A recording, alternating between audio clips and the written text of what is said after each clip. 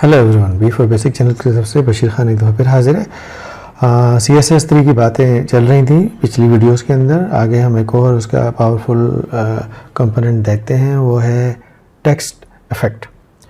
Normally text bold, italic, underline इस किस्म की चीज़ें हम हर जगह करते हैं, लेकिन CSS3 के अंदर इसकी मतलब बहुत ज़्यादा इसके अंदर दीगर और चीज़ें दी गई हैं, इसकी स्ट्रेंथ को बढ़ाया गया है। जैसे कि आप मेरे सामने देख सकते हैं, स्लाइड के अंदर लिखा हुआ है कि न्यू टेक्स्ट प्रॉपर्टीज़ आ गई हैं उसके अंदर, टेक्स्ट शेडो और वर्ड रैप की, और फॉन्ट फेस प्रॉपर्टी के साथ मिलकर और भी काम किया जा सकता है। ठीक है, आप ऑनलाइन डायरेक्टली किसी और वेबसाइट से डायरेक्टली वेब इस साइट पे जा करके फ़ॉन्ट को डायरेक्टली यहाँ से यूज़ भी कर सकते हैं। तो ये टेक्स्ट इफेक्ट कैसे काम करता है प्रैक्टिकली मैं आपको बताता हूँ। ये मैंने एक सैंपल बना के रखा है आपके लिए। ठीक है, इसमें कोई खास चीज़ नहीं है, सिंपल टेक्स्ट टाइटल डाला है, स्टाइल के अंदर आ गए हैं। बहुत ही सिंपल तरीके से मैंने आपको समझाने के लिए H1, H2, H3 तीनों हेडर को यहाँ पे डिफाइन किया है कि उनका टेक्स्ट शेडो ये देखें 222 ग्रीन हो जाए, 777 ब्लू हो जाए। और यहाँ पे जो तीसरा दिया है उसमें दो दिए हैं कि एक डायमेंशन उसकी एक्स एक्सिस पे जो शेडो आए और वाई एक्सिस पे जो शेडो आए, उन दोनों के कॉम्बिनेशन से यहाँ पे रेड और कलर भी इसके अंदर लिखा है। जैसे इसमें ग्रीन है, ब्लू है, रेड है, और यहाँ पे डिफरेंट कलर है। ये सिंपल सी H1, H2, H3 की एग्जाम्पल को मैं आपके सामने पे यहाँ पे लिखता हूँ। H1, H2, H3 देखें, यहाँ पे मैंने क्या लिखा है, सिंपल एक टेक्स्ट डाला है, स्टाइल ऊपर डिफाइन किया है। इसको डिफाइन कर करके अगर मैं इसको चलाता हूँ तो जो इम्पैक्ट ये देगा वो आप देखिए। आप देखिए टेक्स्ट के अंदर कैसा कलरफुल शेडो आ रहा है। ऊपर वाले में ग्रीन शेडो आ रहा है क्योंकि मैंने 2 की वैल्यू दी थी, नीचे वाले में 7 की वैल्यू दी थी, तो शेडो नीचे बाकायदा बड़ा आ रहा है, थोड़ा सा बड़ा शेडो की विड्थ आ रही है।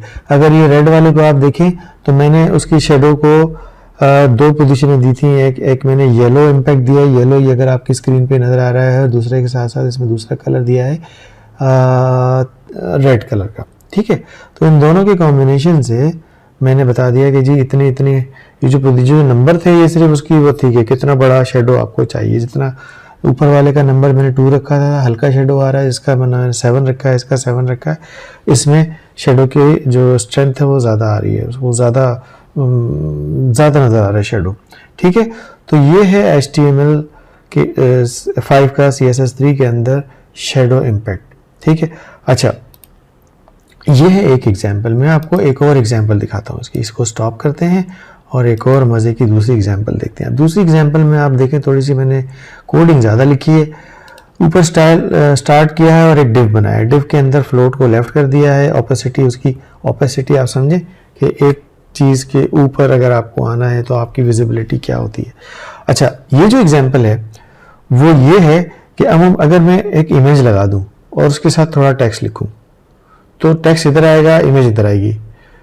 अगर मैं चाहता हूं कि जो इमेज है उसके ऊपर जा करके मैं टेक्स्ट लिख दूं और पीछे की इमेज है उसकी जो ओपेसिटी है उसको थोड़ा सा कम कर दूं, थोड़ा सा लाइटर कर दूं, ये है वो एग्जाम्पल। लेफ्ट किया, डिव के अंदर ओपेसिटी डिफाइन की 0.7 और एक बॉर्डर दे दिया और एक कलर दे दिया। ठीक है, एक और डिव बनाई कि डिव की अगर इमेज है तो उसका डिस्प्ले ब्लॉक कर दे, ब्लॉक वे में नजर आए। और पी एक पैराग्राफ का मैंने बनाया है, उस पैराग्राफ को मैंने फ्लोट करवाया है। फ्लोट करवाना ज़रूरी है ताकि ओवरलैपिंग हो सके, वरना मुश्किल होगी आपकी। उसकी विड्थ 340 रख दी है, पैडिंग रख दी है, कलर रख दिया है, फॉन्ट साइज, रिलेटिव पोजीशन, और मैंने एक नेगेटिव 400 पिक्सल की वैल्यू दी है मार्जिन लेफ्ट के अंदर। अब यहाँ मैंने 3 चीज़ें लिखी हैं। एक तो मैंने लिखा है इमेज, और उसके बाद एक पैराग्राफ लिखा है, और पैराग्राफ के अंदर ही मैंने एक लाइन दी है। ठीक है, पैराग्राफ एक ही है। तो ये 2 लाइनें और एक, अब असूली तौर पे अगर मैं इसको देखूं, असूली तौर पे तो ये अब यहाँ पे डिज़ाइन में भी नज़र आ रहा है। आप इसको रन करके देखिए।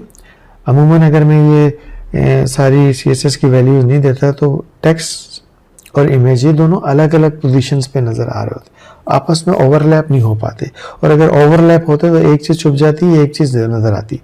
अब आप देखें जो पिक्चर इमेज थी वो थोड़ी सी लाइटर हो गई और उसके अंदर पूरा मेरा पैराग्राफ लिखा हुआ आ गया कि we gave a negative margin as if it is appear visually inside the div box. ये एक डिव के अंदर दूसरी ओवरलैप करके विजुअलिटी नज़र आ रही है। ये भी पावर है टेक्स्ट इफेक्ट का, CSS3 का। दोबारा इसको मैं आपको दिखाता हूँ।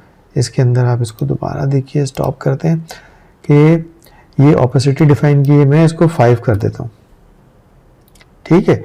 और ये 400 जो पोजीशन है, ये -400 मीन्स के जो लेफ्ट पोजीशन है, जो लेफ्ट पोजीशन है टेक्स्ट की, वो -400 पोजीशन पे जा रही है, ठीक है। इसको मैं ऐसा करता हूँ 200 करता हूँ, आपको इम्पैक्ट नज़र आ जाएगा।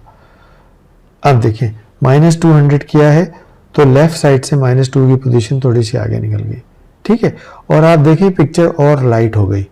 एक और दफ़ा इसको हम चेंज करते, स्टॉप करेंगे पहले हम इसको, इसकी मैं दोबारा से 400 कर देता हूँ और इसको और लाइट करके करने की कोशिश करता हूँ। 0.2 रन करके देखते हैं, इमेज और लाइट हो गई।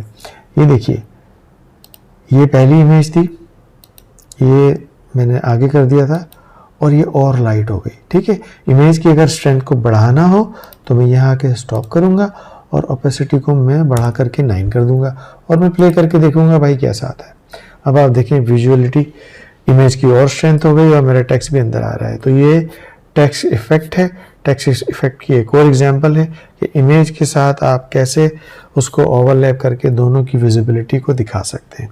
आई होप इस वीडियो से आपने कुछ ना कुछ ज़रूर सीखा होगा। अगर कुछ सीखा है तो बराए मेहरबानी मेरी वीडियो को ज़रूर लाइक करिएगा।